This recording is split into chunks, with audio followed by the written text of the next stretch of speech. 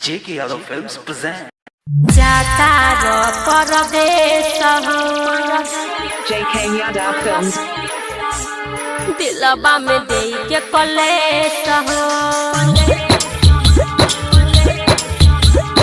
जाता रो परदेश हो दिलबा में दे के कलेश हो जरा महीना में हवा लगे सोना सोना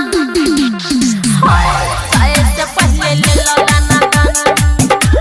जाए से पहले दे दो दाना दाना हजारा महीना में हवा लगी सोना सोना जाए से पहले ले लो दाना दाना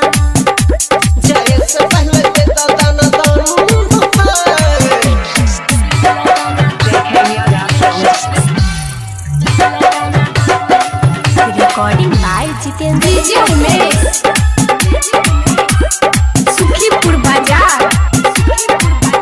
ओई से हजे छोड़ चले जाइबा हो सच कहतानी बड़ा पछताइबा हो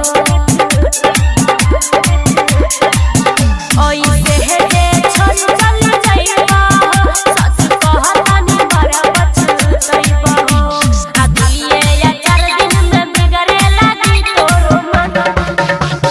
हाय जाए से पहले ले लो दाना दाना जाए से पहले दे दो दाना दाना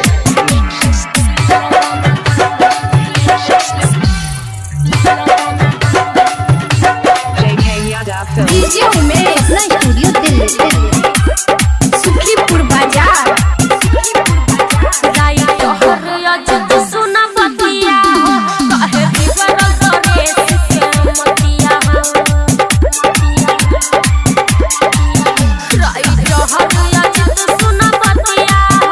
कहे बिगड़ करे से मतिया हो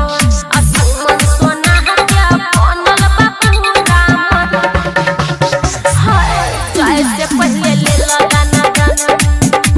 जाए से पहले दे दो दाना दाना